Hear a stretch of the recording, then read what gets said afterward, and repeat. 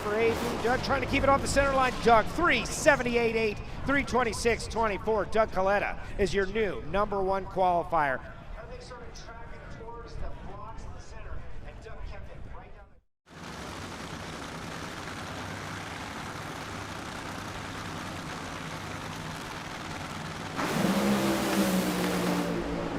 876 down low for JR. JR really driving it down the top end of the racetrack, and it's a 398.2, 326.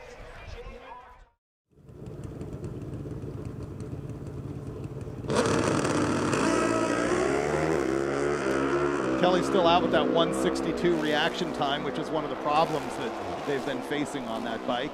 Angie an 043. Angie 679 with a 7.